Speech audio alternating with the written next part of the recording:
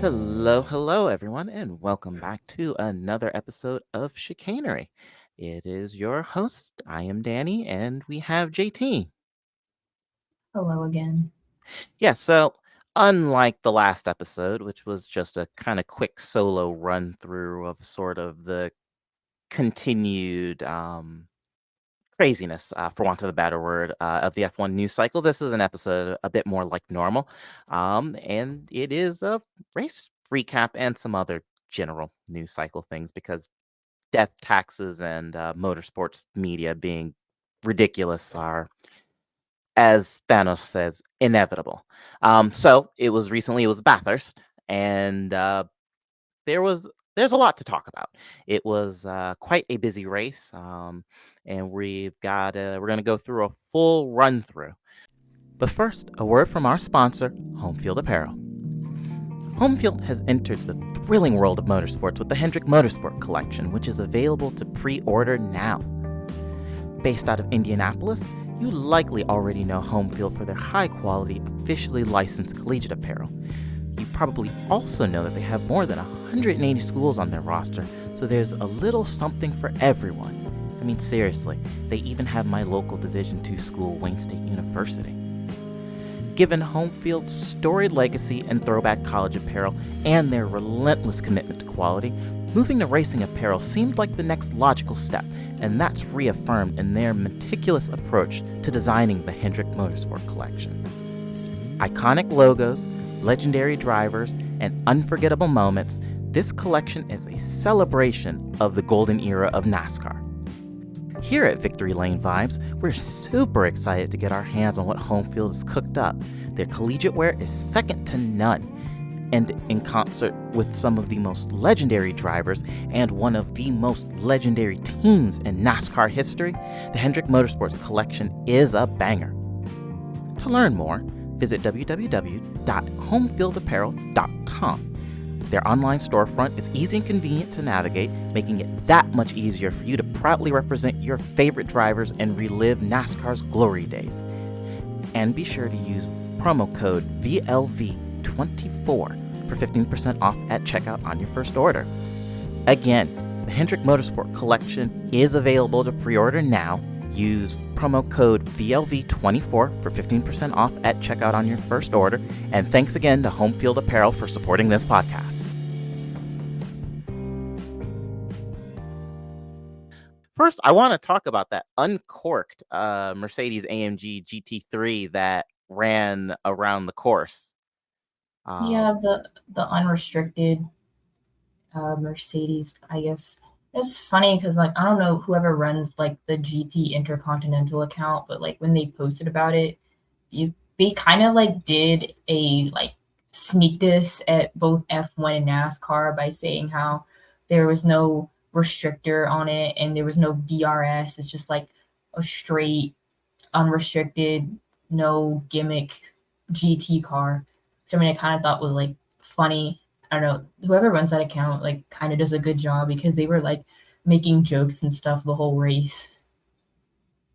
Yeah, it was. It was very funny. I appreciate it, but yeah, I was good on that set the lap, which was like a 156.6 or something absolutely bananas if I remember correctly. I don't Which is actually remember what the time was. yeah, well, we are consummate professionals here at Chicanery, so I will have a look. I Yeah, just know it was. I don't know what it was. yeah, it was 156.605. So yeah, I was well there. But yeah, that is stupendously quick. That's really dumb actually. Just how quick of a time that is. Um I mean, clearly, I mean, you saw the car was engine completely uncorked, no BOP or anything of the sort. And certainly from what I can tell, it looked like Aero was a bit more aggressive too. So you put the two together, more power, more grip. Yeah, you're gonna have less lap time. But yeah, that's crazy. Would like to see more of that. Maybe somebody will be crazy enough to do something similar with like a formula car, because that could be very, very fun. Hi there, Editor Danny here. Currently talking about the unrestricted AMG GT3 and the run that Gunan made, the 156-605. And I joked about a formula car taking the mountain and doing something silly. Well, we didn't get that, but during the Bathurst 1000 weekend with the Repco supercars, right after qualifying, Ford took the effectively updated version of the Pro Electric Supervan, which is now the E-Transit Supervan 4.2, and it snatched the basically the closed car lap record from the Mercedes, and that ran a 156.32, which is for something that is shaped like a transit. I mean, granted, it has a boatload of power, but also it's electric. It's much heavier than Mercedes is. And even with all of the silly, and truth be told, I say silly, quite innovative aero on that car, to sit there and go another 3/10 quicker is kind of mad. But I did want to throw that update in there because I felt like it was important to talk about that, given that the run hadn't happened yet when we recorded. So, anyway, back to the episode. I mean, I feel like this is wishful thinking. I mean, I don't think anybody would actually do that, to be honest. Yeah, you're probably right because Bathurst's scary. But you know, like I said, if I figure uncorked GT car will do this, even just effectively homologation, quote unquote, formula car of some description, because I think there's actually, I wonder. I need to go back and look. There might be a little editor's note here. If that S5000 series, I wonder if that ever got off the ground because I seem to think Rubens Barrichello was repping that series hard, doing some real marketing. He was supposed to drive for it, and then it just kind of disappeared. And it was basically a bunch of cars. They looked kind of like the Formula Regional cars, but they had Mustang V8s in them, which is fun. But I should look into that. Um, but anyway, tangent already, and we are 5 minutes into recording. Well done, me. New personal record. But back to the main event. So yeah, qualifying. The number 32 WRT BMW put it on actual pole. Yeah. I mean, I we'll talk about it's like, yeah, they got pole, but we'll talk about what happens to them later, unfortunately. And honestly, I don't know. I've spent most of like the time that qualifying and even the race was going on trying to get people to like watch the race anyway. So I'm like, it's good racing. I mean, it is a GT only event, like there's no prototypes in it, but it's still good and it usually is a decent race every year, which I mean, I guess we'll get to that because I'm like, while everybody was on the main pod bitching about how terrible speed weeks were and the ARCA race and the truck race, where it's like, you could be watching this, honestly. But, anyways. Yeah, so well, I was one of those people, regrettably. And yes, if you paid attention to the last episode on the main podcast, I opened the show with about a 10-minute diatribe on how absolutely appalling this week's Speed Weeks was. I do believe I called it the motorsports equivalent of a wet fart, if I remember correctly, and I stand by that. But yes, Bathurst was very, very good because I watched effectively just the VOD of the live streamed broadcast a couple days later, and it was fun. It was very good. But yes, I despite some of the little changes and tweaks made this year, and again we'll get into that under sort of the main discourse section. I broadly speaking thought this was fun. I mean, it had a little bit of everything. Folks were scrapping at the beginning of the race. Then it got wet and started raining at various parts of the circuit and kind of hard. Um, Speaking of which, I'm sure you probably saw this, but when they go back green after the two Mercedes basically lose it through Skyline, you can see lightning in the background of the broadcast, which is kind of nuts. that they didn't red flag it. I don't know what constitutes as a weather alert slash safety thing in Australia. I don't know, listeners, you can chime in, but that was nuts to see because that is something I can't think of happening. Certainly not here in the U.S. I mean, yeah, I saw the lightning, but I'm like, oh, I guess I was like, damn, now the race is gonna get red flagged, and then I'm like, and then they just still keep racing under, or they're still like going under safety car. I'm like, okay, I guess this is what we do here. Yeah, that was so crazy. But yeah, the race had a little bit of everything, some like I said, good fights. And then the last, 15 or so minutes was an almighty tussle for P2 in GT3 Pro. So I rather enjoyed the race. Yeah, certainly anybody who had the prescience to watch that instead of any number of the NASCAR events at the time of, good on you, gold star. I mean, I'm sure most people watch the NASCAR race, or it's again, part of it might be because I don't really know. Part of this is like I debated on even like whether or not we were going to do an episode on this race or not, because I just really wasn't sure how many people actually watch this race, even though like again, it is a good race to watch and usually never really disappoints. But I'm like, you know what? Fuck it. We can just do it anyways. I guess getting towards the middle of the race, or at least I think it was the middle of the race. I'm just gonna say that. Uh, of course, as I alluded to before, the number 32 BMW crashed out on Mount Panorama.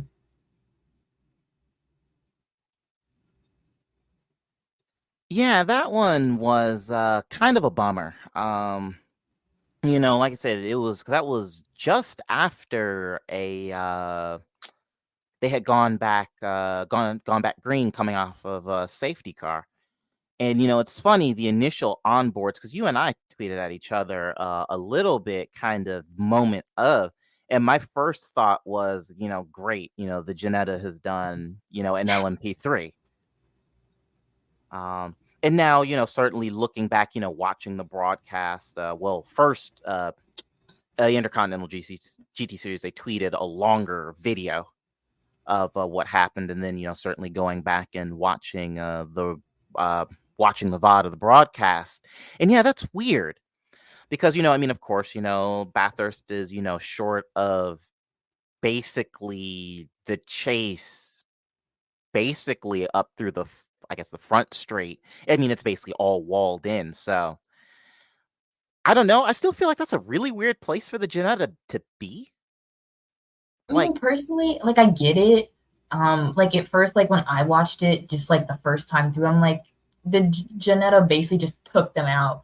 Is what it looked like. But then, like, if you once I after I rewatched it a couple of times, I'm like, actually, this was more on the BMW, specifically Charles Beards, because that move probably like yeah, they came away. The Janetta came away from the wall a little bit, but in reality, he probably should have been a little bit more patient and made the move a little bit later than he tried to do it. I mean, the Janetta couldn't have slowed down anymore either when you look at like one of the onboards as well, because if they did, they would have gotten rammed in the ass by that Audi GT3 that was behind them. So honestly, and I have opinions about Charles Beards, obviously. Because even after it all happened and he was talking about it or somebody asked him about it, he was like, yeah, I admit that I should have probably been more patient, but at the end of the day, we're racers, and if we see a gap, we're gonna go for it. Like essentially saying if Gap the famous like car. Senna Oh my quote, god. "If gap car." It's like you are not that guy. I get it. You again, you see a gap and it's like, yeah, I'm gonna go for it. But it's like at the same time, you are not that guy that can pull that off. And you're gonna sit here and quote Senna basically. And I'm like, oh my god. Like not to steal a bit from the main pod, but if we're gonna give a lights too bright moment on this podcast, that would absolutely be it. Is given to Charles Beards. You are not that guy. Yeah, and that was kind of the point that I was, admittedly in a much more roundabout fashion was sort of making my way to. Like I said, I'm still very confused on how the Janetta ended up amongst the thick end of the GT3 Pro guys, but um like I said, really it was a very aggressive and optimistic, if I'm being kind, move, and very nearly paid for it, and just about the worst way possible. Because I mean, that was a straight up something out of Tony Hawk's Pro Skater 2, right in the wall, the belly of the car, right in the wall like that. It's like, goodness gracious. Uh, but yeah, no, it's just it was a move that wasn't really on and probably should have waited. And the thing that I find curious, and of course I'm Monday morning quarterbacking this, is given the fact that the Janetta was effectively the cork in the bottle. If Wirtz had have been just a little bit more patient, nobody was going to get around him because, well, there's a No, they were kind of acting as a pick. Like they yeah. were in the middle of like the whole GT field, and then like I think again behind them was the Audi, which was like Mhm. second or third or fourth or something like that. So like you technically could have used that car as like a pick and made the move later. Yeah, exactly. Yeah, 'cause I'm like between the two cars, even if you had just had it gone maybe side by side through the section, it's like nobody was gonna get through. But well, live and learn. Like I said, I mean it's a real bummer for the number 32 team because they had been on it through all the practice and qualifying sessions just to throw it away. I mean, that incident was only like 2.5 hours into the race, if I remember correctly. It's like, well done, guys. Um, and this was actually a bit that I didn't realize until seeing your notes, maybe a whole consequence of watching a bit later. But apparently, some folks found the wreckage from the car. Yeah, they it was like one fan like found like the rear wing piece that came off of the car, and it was funny because it's like there was like a picture of it, which I'm like, it's crazy because it's like it's a massive wing, like it literally like it's huge. It's a big ass wing, and I'm like, kind of didn't realize how big the like rear wings on GT cars were, but I mean, of course they are because downforce.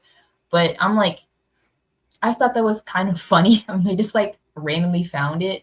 I mean, they didn't get to keep it though because apparently the team I think did ask for it back. So Well, I guess good on them for giving it back because I might not have personally. I've been like, nope, this is going in a bubble mailer and is coming home. I mean, Um, I kind of was shocked that they asked for it back. So I'm like, you don't have like 15, 20 other like spare wings back at the shop in Belgium. Like, you have to have that one wing. I don't know, save money, I guess. Maybe I don't know. Maybe those checks from BMW proper, maybe they're not hitting quite like the way they used to. Um, but yeah, no, it actually was kind of surprising. It's again, since we're drawing lots of comparisons to the main pot today, given the fact that it's pretty easy to get your hands on, sheet metal from a cup car. Half the times the teams, will sell them, will auction them off. So it's always wild when you see in other series where they're like, no, you will absolutely not have this piece of crumpled up carbon fiber I that mean, is. it might depend on the team. Like, if the team, like, some teams might be stricter than others on, I guess, whether or not they're willing to give fans parts of their stricken car or not. I mean, I know some teams probably like are lenient enough that if you just ask them, they probably would give it to you. Um, but I guess like maybe some of it's also like, I don't know, there might be them worried about, I guess, other teams having some like getting some secrets, I guess. I mean, I don't know, maybe there's hidden words written underneath the wing or something of the car or the little wing or whatever, and that's why they didn't want the fan with it, even though I'm like, I don't know, it's probably just gonna go on somebody's wall or something. It's not like you can do anything with it. Yeah, say exactly. That's what I would have done. Say find a fun place and yeah, mount it on the wall and just have that be a trophy of my own personal Bathurst 12-hour trophy. But speaking of bits of wreckage. The invitational cars, and it's funny. I usually like them, but sweet Christ, was it a mess this year? The ISC cars, the basically like they look like ex DTM Mercs from about 10 years ago. I don't know if they actually are or if they're ground up. I don't know enough about the Australian GT scene, I'm going to be honest. But they caused a few incidents. That really weird GTA looking thing, I can't remember what it was called, Though, but are you talking about the Vortex? yep, that, thank you The very much. Vortex, whoever the moron was driving the Vortex and got it stuck on the curb. That was so stupid.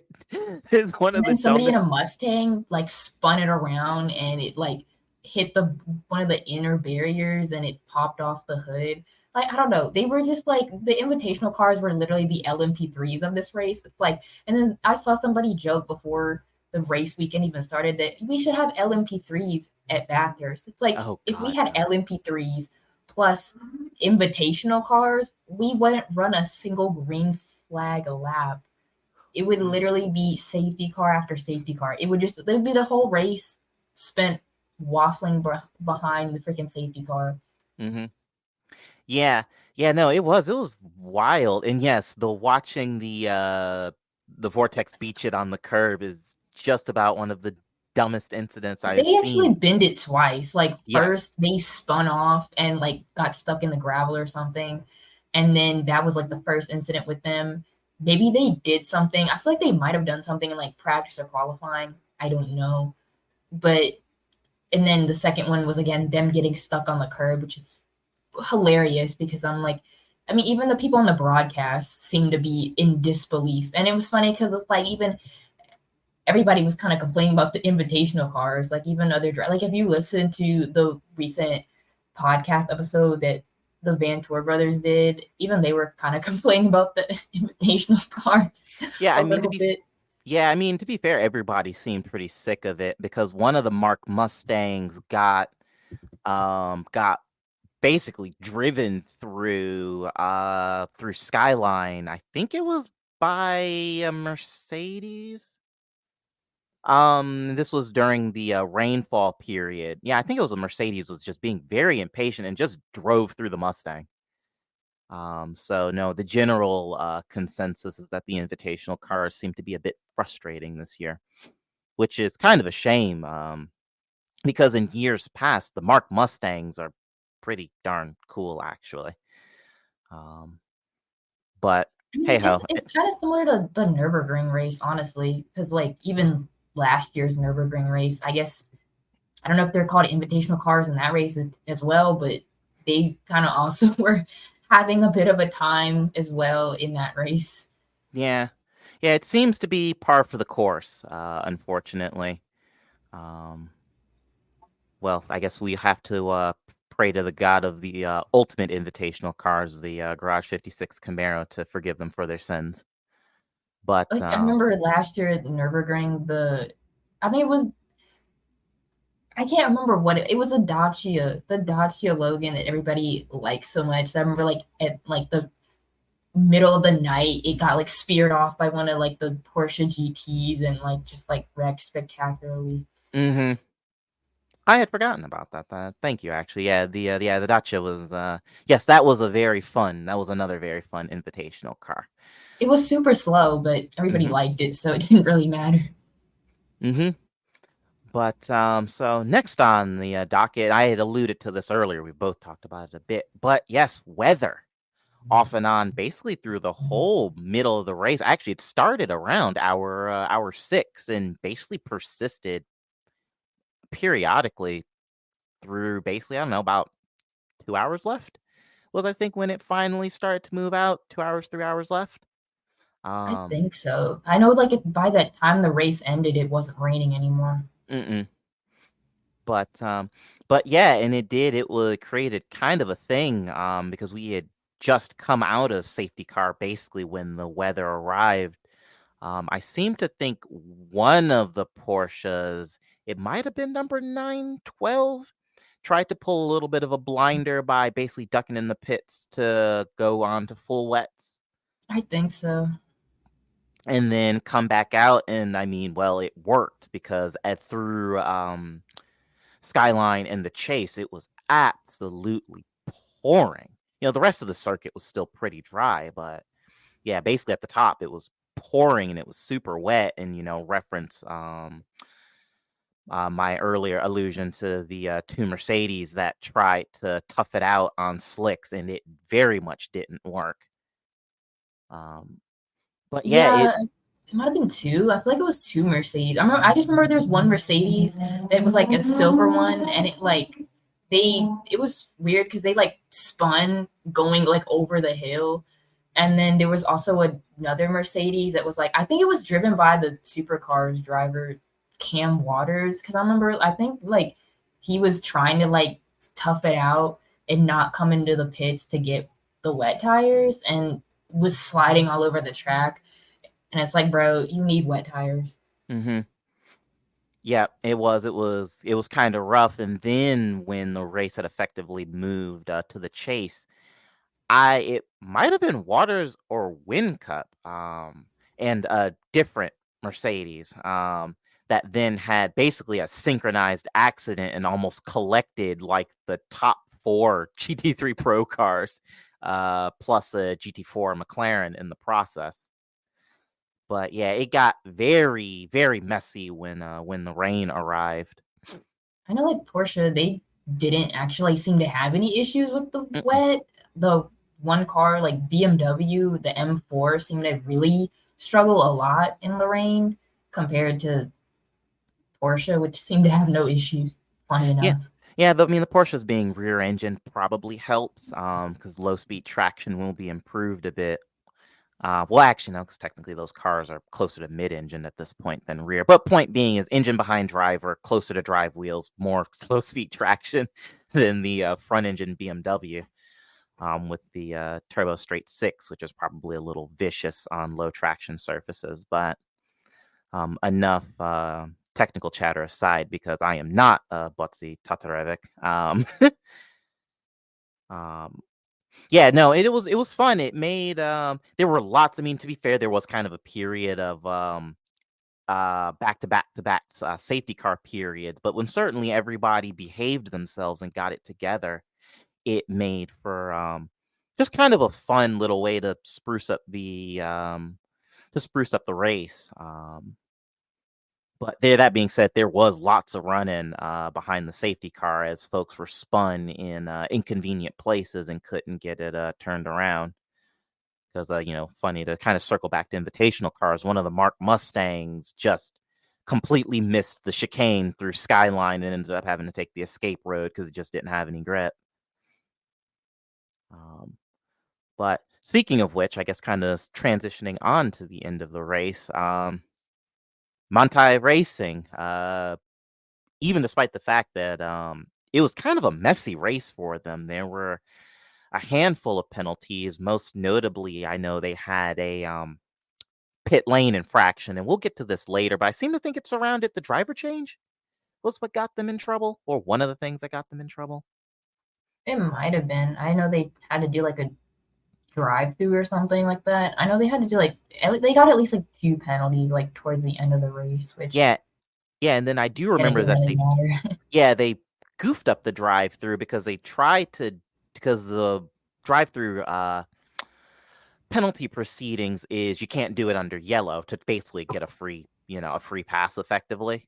And then they tried to duck in during a safety car periods and were very quickly denied by the stewards and race control and sent back out. So they basically ended up doing two drive-throughs. It was, like I said, it was the kind of latter half of the race was a bit messy for them, but they won. And I mean, they basically put stuck Matt Campbell in the car for the last stint. And I mean, dude just drove off into the distance. I mean, so far it's a good year for him. Won the Rolex, now Bathurst. Yeah, I was just about to say. Speaking of which, actually, I'm glad you brought that up. There were quite a few guys who were there who had basically just been in Daytona for Rolex, which was kind of funny. Yeah, I'm not sure how they managed that without their bodies just collapsing underneath them, but Yeah, I, because I guess they're just built different or something. yeah, clearly, because Juncadella was there too. I actually feel kind of bad. He had his Corvette break, and then he crashed the Mercedes through Skyline. He completely borked the rear, basically broke the rear toe link. And I'm just like, it's not been a good last month for you, has it, bud? But so I guess getting into the main discourse stuff. So there were some changes. There were regulation changes for the race. Like, and we talked about it a little bit before, but the biggest thing was so the stint time was limited to 33 laps, which is interesting that it's laps versus time like it is in like every other endurance series. I'm not quite sure who had that bright idea. But again, we also talked about it, but the pit lane told the transit time, as they call it, was the minimum of 85 seconds when refueling, the idea being to nerf fuel saving as a strategic option. Um, and, I know drivers were upset. I don't know. How do you feel about this? Personally, I'm like, okay, I don't really have like people might take this as me being mad that drivers are like voicing their opinions. And I'm like, I don't have anything, I have nothing wrong with drivers expressing themselves and voicing their opinions. I'm just like, at the same time though, like whether I agree with what they're saying or not is a completely different story, which I personally don't quite get some of it because I mean, if I read a quote from one of the drivers, Kelvin Vanderlyn, it says, quote, from a driver's perspective, being really brutally honest, I think the rules for this year have been pretty disappointing in terms of the entertainment factor. Um, I think that Bathurst was always a race we look forward to, which had, a bit of strategy in there, a bit of fuel saving, and that really changed the teams and the drivers to do things out of the box. It felt at times that in the race, we were just driving in a train and waiting, and I was basically just looking on the dash and counting the minutes down to the pit stop, which is at times quite frustrating for us. So hopefully we can do better and give a better entertainment for the crowd next year. I think that's what we've got to work on, which um pretty much other drivers that they've asked, like Matt Campbell, Kenny Hobble from Mercedes, basically just kind of said the same thing that they agreed with him, which I'm like, okay, I get it. Like, I don't really think they're necessarily wrong. However, they did either win the race or finish on podium. So I'm like, I kind of don't see why you care that much when it's like, at least me personally, I'm like, if I get a result that I want, I'm not really going to care that much how I got what I wanted because at the end of the day, I got what I wanted. At the end of the day, you can go home and sleep happily that you either won the race, you got a podium. It kind of doesn't matter whether or not the race had strategy in it that got you to that win. You still got the win, you still got the podium. So I don't know. Yeah, and then it's funny, especially if they're talking to Campbell about it. It's like, get out of here, dude. You got to bag 2 trophies a month. I do not want to hear a goddamn thing from you. But I mean, generally, it's funny. I so they did the race car drivers are doing that thing that they like to do when they are trying to drive home their point, where it's like, oh, think about the fans. The fans are the real losers here. Like, oh no, dog, I have fun. I enjoyed watching it. So I don't really feel particularly shortchanged by any of this. I Um, mean, I didn't. I mean, but maybe I'm like, I mean, I'm not a driver, but still, I didn't feel like anything was any different with the race just because they switched a few rules around or changed a few things. Like, I thought the race was still entertaining nonetheless, but I don't know. Maybe they're just using fans as a pick to, like you said, drive home their point. Yeah, and that's really what I think it boils down to. Like I said, I am by no means a driver. I have done some, high performance, driving events, but that does not make me a race car driver. So I'm not gonna sit here and say that by any stretch of the imagination. So I won't argue that maybe they didn't like it because I'm sure they didn't. But certainly, trying to do the, but the fans pearl clutching always feels a bit silly because it's like, nah, I thought this was pretty great. And, and the thing is anything that forces you, to have to, think, particularly in this case, the pit lane transit time, because it means that, folks can't just, basically coast through, the cutting or whatever. Because there's no real reward to doing so now. They actually have to go for it, especially as, everybody's chatting about, the fact that, the lead pack at Daytona was running, 52 near enough Which second lap I find times, that which is really, really funny atrocious. that like it seemed to be the main complaint of racing throughout the whole weekend was strategy issues. Like you have drivers complaining about that Bathurst didn't have enough of a strategy factor in the race. And then at Daytona, you had fans and I guess other drivers too. I think I saw drivers complaining about the fact that people were doing too much fuel saving as a strategy in the race. And I'm like, I guess the theme of this weekend is strategy. Hmm. Yeah, it kind of reminds me of that wonderful, famous Allen Iverson tirade where he's like, "You're talking about practice." That's what it feels like, except insert strategy in there. But I mean, but yeah, I think that it's fine that teams and drivers can they have to think outside the box. mhm. Like, Yeah, I come certainly don't on, have any you issue gotta with be that. creative. Are you telling me that you guys can't as many people as y'all have on these teams, nobody can come up with some creative thing? Nobody, not a single person with all the brains that exist in the whole sphere, in the whole team. I was just about to say, if we've gotten to the point where um teams and rather, multiple teams are being outfoxed by rule changes or the rule books, motorsports as a whole is so cooked if that's the case. It's like, come It's on, done. guys. All of it is done. Yep. It's like, oh no, we've lost creativity because one single rule changed. It's like, come on. Like this whole thing is we're it's like that meme, wallahi, we're finished. Yeah, that's exactly what it is. Um, yeah, so no, like I said, if this was enough to completely flummox the teams, then yeah, it's so over.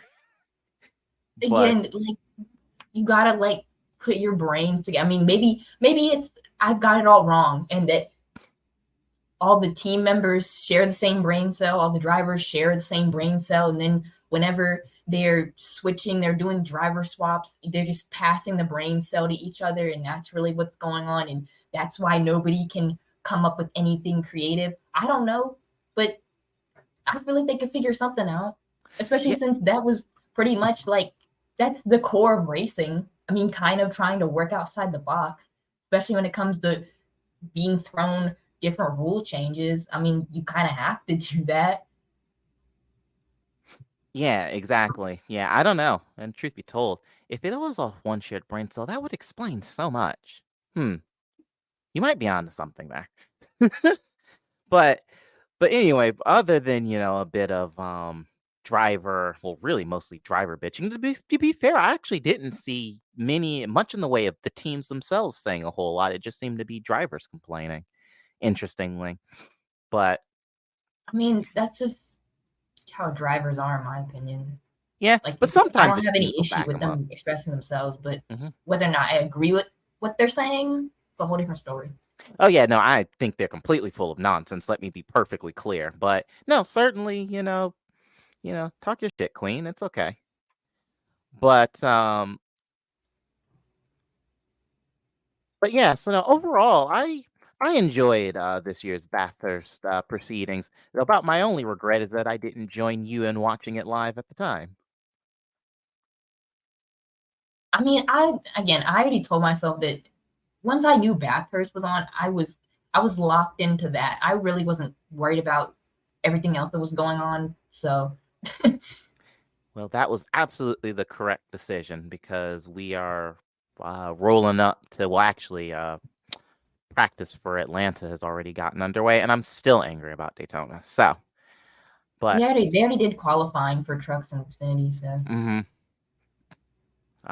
But I guess moving on, actually back to this side of the pond, just we're heading a few hours back down south to Daytona. So first of all, the after much controversy with the finish of the Rolex 24, the race results have been basically rubber stamped, and Porsche Penske are the overall winners. Big surprise. Um, I don't know. I guess I'll insert a party balloon, a party horn sound effect here or something. But congratulations, you won. Not really much more to say than that. It seems like everything was kosher there. So whatever. But and again, actually, no, we may have been talking off air about it. Yes, we were, but yes, not too long before we sat down to record this. At the same time, it was announced that Ferrari and BMW got bopped um, for a performance-based breach. I can't remember what the official verbiage was. Was it performance outside of the expected levels? I think was the official they wording that was said used, they violated the expected performance. which is an odd bit of legalese in racing. But anyhow, um, yes. But point being is basically they were too fast. Um, and yeah, so it It's was a 20. What? I think this whole thing is kind of like a little it's a little weird, but at the same time, like for BMW at least, I'm kind of not shocked that this happened to them. At least in because this penalty only applied to GTD and GTD Pro, like it didn't apply to the GTP class. But I'm like, I'm kind of not Ferrari. I honestly, admittedly, I didn't really pay that much attention to Ferrari throughout that weekend. But the BMW GTDs, I kind of kept tabs on them. And like even going into the Roar weekend, I kind of felt like there was something up. Like, no pun intended, I felt like there was some chicanery going on with them because they were just like kind of slow. Like, especially even like the heavyweight BMW GTD teams like Paul Miller, like they qualified like mid fucking pack, which I thought was kind of bizarre because I'm like, okay, nothing wrong with their driver lineup. There's no, they don't have a new car this year. The car is the exact fucking same as it was last year. So what's happening here? And honestly, my first suspicion was that they were sandbagging, and maybe it came true that it was true the whole time. They actually were sandbagging, which honestly would kind of explain some of what went on during the Roar weekend and even the Rolex, because even the Rolex weekend, they like at the start of the race, they really still weren't all that quick. You know, they were still kind of waffling around like mid pack in like fifth place and stuff like that.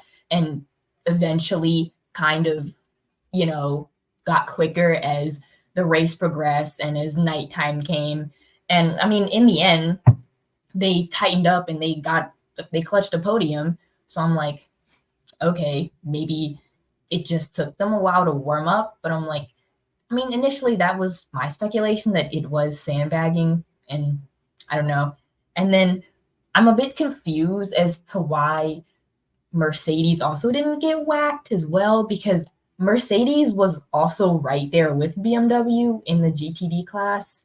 Like they also were qualified mid pack and kind of were nowhere most of the Rolex race. So I'm like, I guess. I mean, the only like manufacturer that I can say that was off pace and probably were not sandbagging is Aston Martin, because they also were again in that slowpoke group, but they had a new car. So you could probably chalk that up to them having a new car and they hadn't figured everything out yet.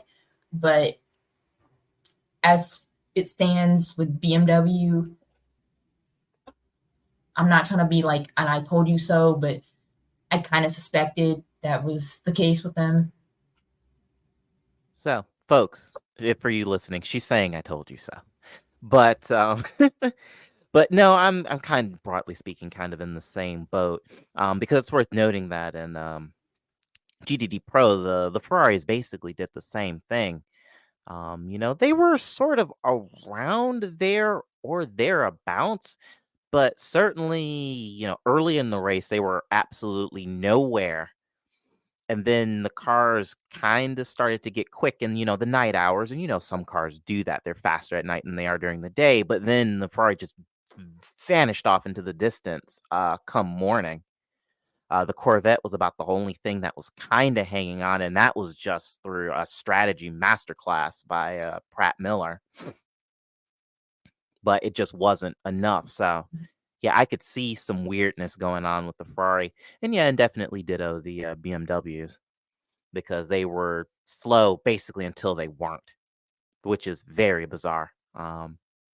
But it's funny after the nonsense of Meyer Shank last year, everybody was watching the prototypes in sort of powertrain infringements. Everybody was watching the prototypes like hawks, and then just for now the mess to be in the GT class this year with whatever it is. Because to be fair, I mean, why IMSA. not? If everybody's so hyper focused on the top class GTP, because that's where the issue was last year, it's like, might as well. You think you can get away with it because like nobody's looking. So Yeah, exactly. I mean, kind of the old soft, you ain't cheating, you ain't trying. So clearly those folks very obviously took that to heart. And I'll need to do a little bit of looking because I mean, of course, the Ferrari, I mean, it's Risi Competizione. It's effectively as close as you're going to get to a factory GT Ferrari outfit here in North America. And for BMW, I'm gonna assume it was the Paul Miller teams. I didn't actually look. I saw the headline and did a bit of cursory scanning, but I didn't look deeply enough to say. But like I said, that also basically that is USA. That's North America's version of WRT, basically. I mean, So it I'm gonna assume that maybe it was all of the GT BMWs. Like I don't know. Like it might have. I don't actually remember where. Like, because Turner, I know, was probably one of them. I don't remember where exactly they qualified or where they finished in the race either, because I didn't really keep tabs on them. But it might be all of them. yeah, but it's interesting. But and I did because when I saw the headline, I tweeted about it a little bit. It's just with I mean, it's good that IMSA is seeing this and catching this. That is fantastic.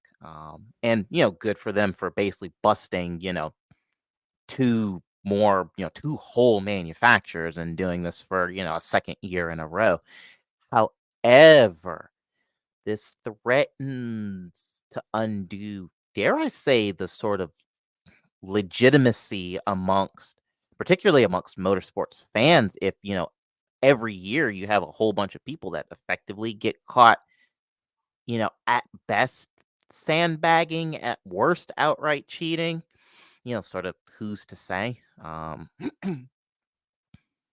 I know that certainly IMSA has tried to police sandbagging, particularly for the marquee events before. Kind of the last example I can think of was the Ford GTEs. Those cars already had stupid amounts of downforce. And then they used to sandbag pretty hard to get a more beneficial BOP. And that was an issue for basically the whole time that the Ford program, or that version of the Ford factory program existed. And I know it made lots of people, and to a lesser extent, lots of fans kind of angry. So, no. I don't remember. I don't actually remember. I would have to go back and look and see what I wrote because I'm pretty sure because they did a last minute BOP adjustment before the Rolex, and I don't know if BMW, if they were one of the teams that got a break. I feel like I they think might they have been. did. Yeah, I seem to I think think they they did. got a break because I remember Mustang, they got whacked a little bit, and that was because, again, they suspected that they were sandbagging, which I guess that didn't turn out to be true. I don't really know. Maybe, I mean, that probably doesn't mean that they weren't sandbagging during qualifying, but Let's see. Let's pull up the document. Yep. Yeah, the Porsche and the Mustang got screwed. And yes, the rumors were that the Mustang was sandbagging. No change to the Lexus. The Acura got some help. I don't see anything in your notes about the BMW, but I seem to recall hearing the same thing. Um, so, which makes me think that if we were both on the same kind of mental wavelength there, then it's more than likely correct. I think Ashton got a break too, but Hmm. it didn't really seem to help them. Yeah, no, I didn't do a darn thing. But but certainly also given how slow the BMWs traditionally have been, both this year and last year for that matter, the GT BMWs to clarify, though you could also superimpose that on the GTP car. Um, yeah, it certainly wouldn't surprise me if they did, but I seem to remember hearing the same thing. But yeah, it'd be hilarious to get a help, and then it's like, oh, you mofos are cheating. Oh, okay. But yeah, so it's interesting. I wonder what's gonna kinda come of this, A lot of people felt like there was something kind of funky with the, particularly the Meyer-Shank Acura last year, so nobody was, like, super surprised when it happened, when they basically got told on by, Their HRC. own manufacturer told on them. Yeah, but, it seems to be taking a lot this particular thing seems to be catching a lot more people out. Um, so I don't know, but I can't help but think of just about the kind of the long-term reverberations that this is potentially going to have. And like I said, especially given that this is basically the second year in a row that something basically performance related and skirting the rules has happened. I just, yeah, I honestly thought for sure that the if something was gonna happen with the Porsche number 6 GTP, because they kept having those powertrain, like whatever the fuck powertrain infringements during the race, like time after time after time. I'm like, okay, they probably cheated that car up, and that's probably going to come out a few weeks later that yeah they cheated and they're getting docked points or something. Like I swore it was something that was gonna happen with them, but I guess not. yeah, I was waiting for it too, to be honest. I mean, we talked about it on that episode. Was the constant, yes, the constant. It was particularly the hybrid element infringements. And yes, I was like, okay, so we're gonna hear, in 3 weeks that you guys have pulled a Acura and you're gonna at the very least lose get docked championship points and fined, if not lose your Rolex win. But I will say if this kind of becomes a habit going forward, I could see IMSA stewarding, taking a very dim view and actually starting to strip folks of wins. Because I mean, for the Ferrari one in uh bugger me, GTD Pro, the Ferrari took the class win. And so this marks the second year in a row that the class victor has basically gotten busted cheating. Like, I don't know about you, but I think that's kind of an issue. I mean, I probably. I mean, to be honest, I don't really see like this is like equivalent to like what Meyer Shank did. I I mean, mean, no, not maybe quite. it's just like I feel like what they did was probably more egregious. I mean, since they also got fined a lot more money. Like I think it was like $100,000 for them. This is Yeah. only 25,000, but I don't know. I Yeah, guess it's like kind of still shades of Meyer Shank I say a it's little not. bit. Yeah, I mean, it's not exactly the same thing, but it's, kind of, it's what I, say from time to time, same song, just a different verse. No, it's not quite the same. And I also part of why I wonder if IMSA came down so hard on, Meyer Shank was because they won the whole thing. This wasn't just a class win, something that, everybody will forget about in, 5 years. But this was, overall victory. And, very bad look for IMSA, so on and so forth. But yeah, no, this is like I said, it's it's like, the old Phineas and Ferb thing, Dr. Doofenshmirtz, if I had a nickel for every time that Class folks. winner got caught cheating, I'd have 2 nickels, which is weird that it happened twice. Yeah, exactly. It's not a lot, but it's very strange that this has happened twice. So, I don't know. I'll be interested to kind of see the fallout from this. Like I said, going forward, if there is any. Um, I don't know if will protests be lodged? I don't know. Granted, generally what ends up with stewarding it, what's done is done, generally speaking, but I don't know. This could get disputed. This may not be. We'll have to kind of see. And here's going to be the other question: is the Ferrari certainly going to get super slow like the Acura did? And or the BMW for that matter. Probably. I mean, honestly, like, whether or not, because obviously Meyer Shank, when they got caught, they did not challenge that call or dispute it or anything like that. So it's like, I mean, that right there is enough to show that, yeah, they did cheat. They indeed did cheat because they didn't even try to contest it. So they just got caught red-handed.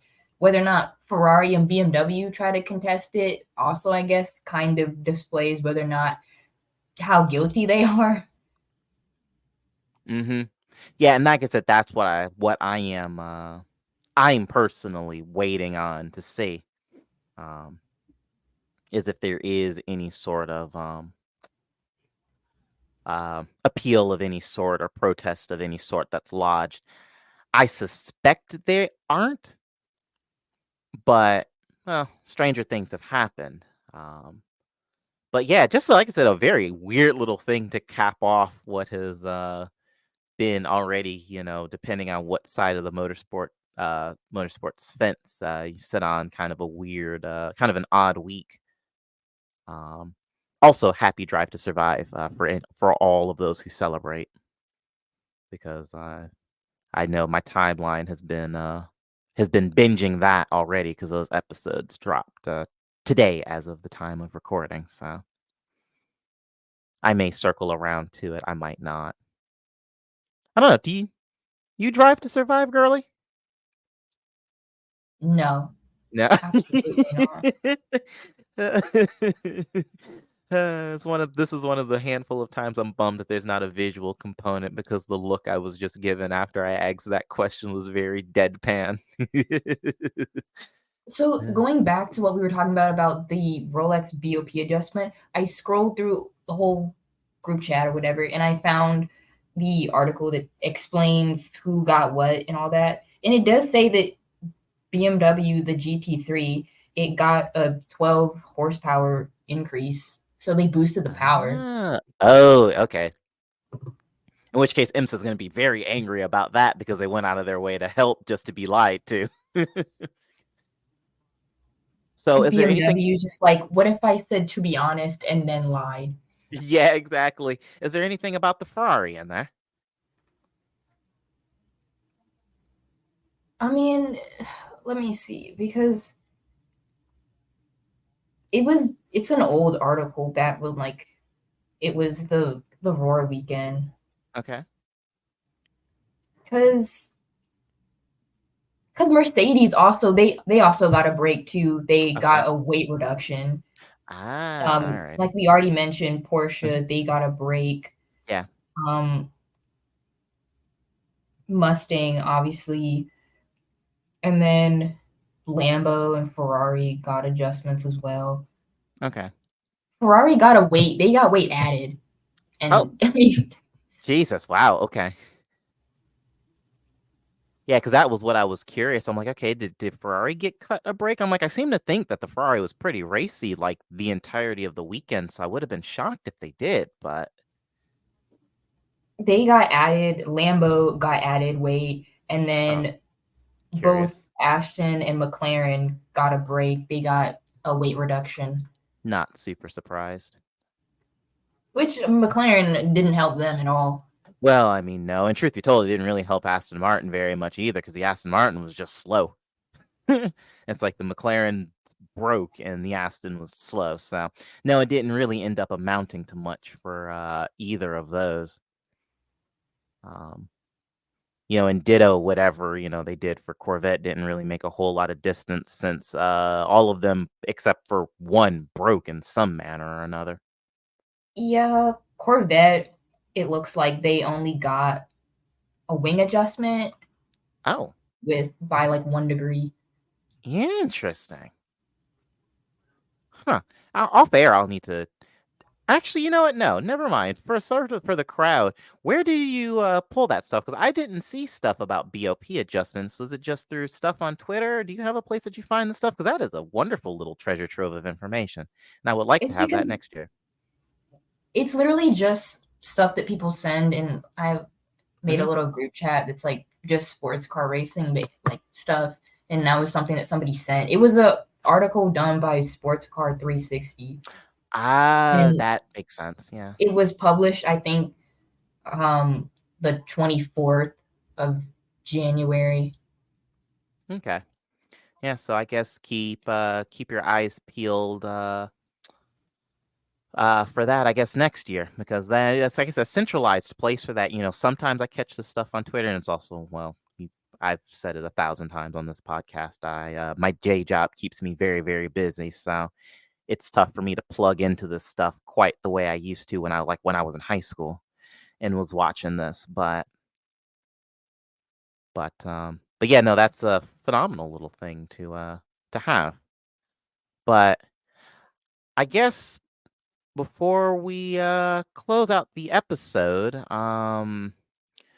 certainly we've got Bahrain coming up in Formula One. That is not this coming weekend, but that is next weekend.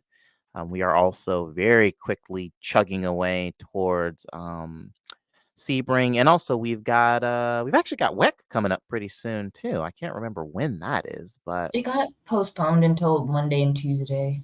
that's what I thought. I'm like, I felt like it should be here pretty soon, but in which this also marks the final race for my favorite wingless wonder before it becomes conventional. So I'm hoping the Peugeot does well. I mean, they should. I don't think they really have that many excuses left. I mean, they got a BOP break. Yeah. So But if they're but not great, then I don't know. I guess the team's just cooked. yeah, well, yeah. You could argue that the team was cooked a while ago, if I'm being perfectly honest, but that's depressing to think about. So we're going to zoom right on past that. But point being is that there is lots on the docket, certainly from the chicanery side, coming up here in the next handful of weeks. And then the main podcast, we will be back at you probably same time next week, Tuesday, Wednesday, Thursday, sort of middle of the week. With the post Atlanta recap. And once again, thank you to Home Field Apparel for sponsoring the pod. And with that, until next time.